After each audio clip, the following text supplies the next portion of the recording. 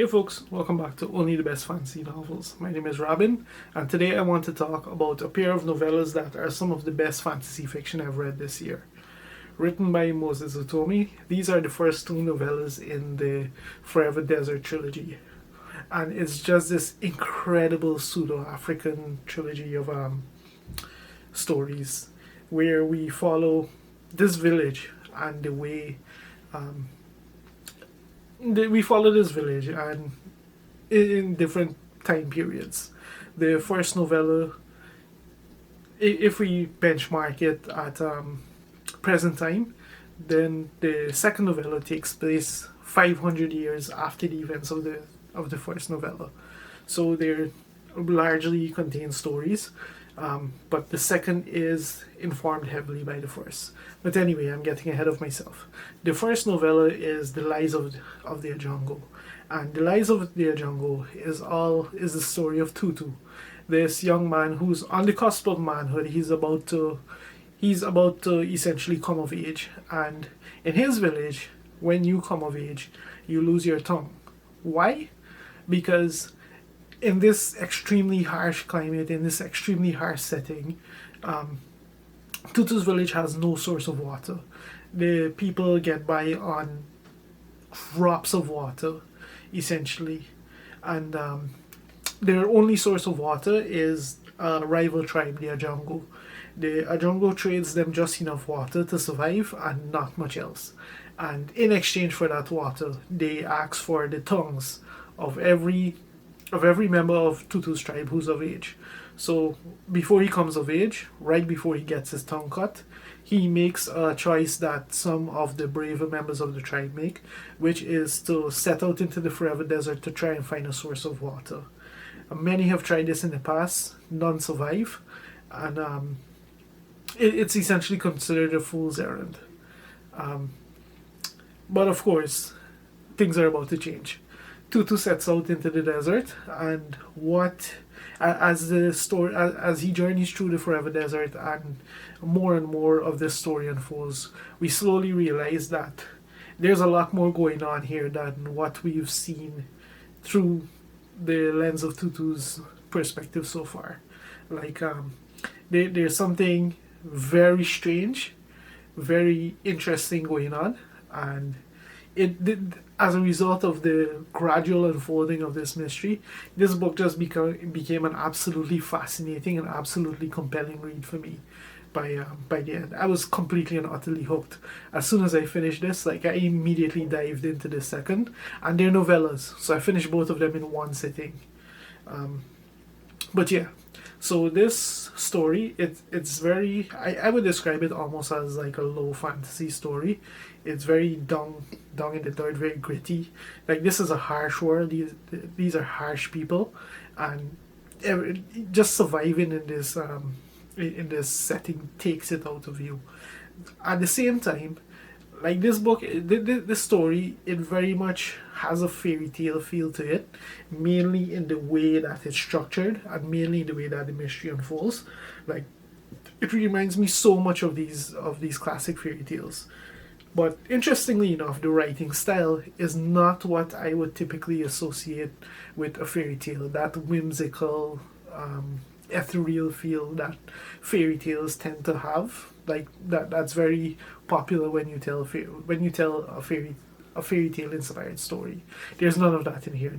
The writing is brilliant, and it doesn't even attempt to capture that tone. It's just the structure that's borrowed from the fairy tales. But this was just an absolutely incredible novella. And it's mainly driven by Tutu's characterization. Like, it's given that this is a novella, it's amazing how well a job Ose Utomi did of just fleshing out Tutu as a human being, fleshing out what's driving him, his hopes, his fears, his confusion as the mystery unfolds, and literally everything that he's considered the foundation of his life slowly begins to erode around him as more and more things, as he discovers more and more things that make less and less sense, given his history and his knowledge up to that point. Like it's just brilliant.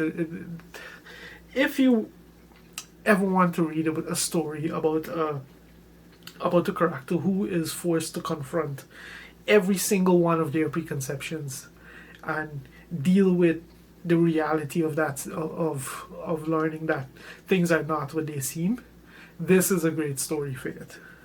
If that's kind of your vibe. At the same time, this is very much like it very much follows a kind of Bildungsroman story, because Tutu sets out, he's on the cusp of manhood. He's essentially given just enough equipment to survive for a very short time, and he has to go out in the desert and survive.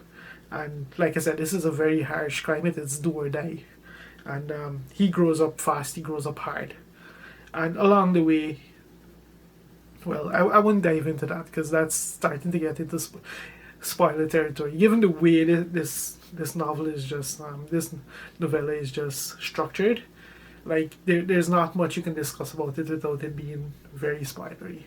But an absolutely incredible story. I have it's just shocking that no one's talking about these books. Like I said, this is some of the best fantasy I've read for this year. And what, like I said, they were nowhere on my radar. Like I literally got both ones handed to me and told I need to read these, and I had nothing to do in the evening. I just saw them and felt like picking them up because they were a short read, and I was immediately hooked by the Lies of the Ajungo. And then I got to the truth of the Aleke, which is I like it, everything I liked about the Lies of the Ajungo. It gets turned up a notch in the truth of in the truth of the Aleke, which is the second novella in the series. So, in the truth of the Aleke, 500 years have passed since the events of the Lies of the Ajungo. We've seen how Tutu's story has changed, how it's transitioned from historical fact into almost a mythic legend, and we've seen how how the village has progressed since the revelations of that story.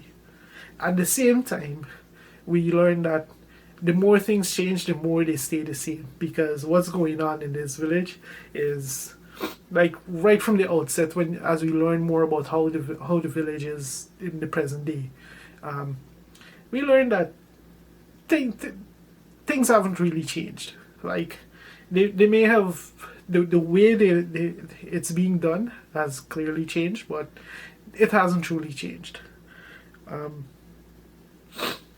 So it's this entire situation is compounded because roughly 200 years after the events of the Lies of the Ajungo, a religion was born based on the bastardization of Tutu's legend, and this religion, at the helm of this religion is a leader called the Aleke, who is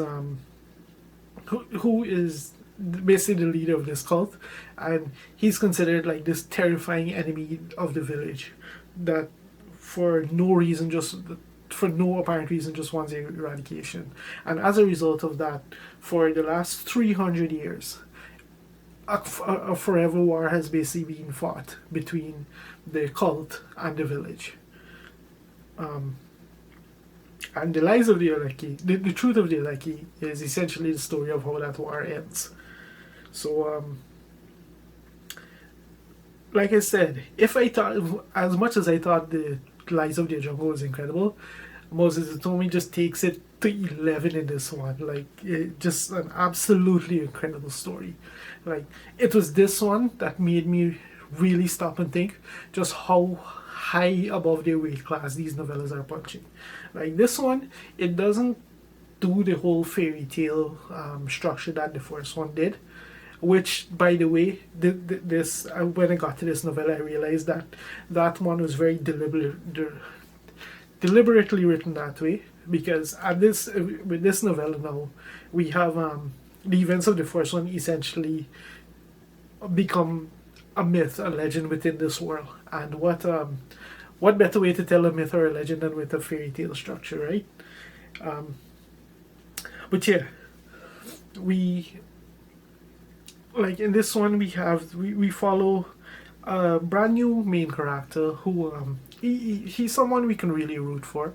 Like he's he's he's a trope unto himself, but it's handled very creatively in the way that he's used. Like he's not he's not given any special dispensation. He's not given any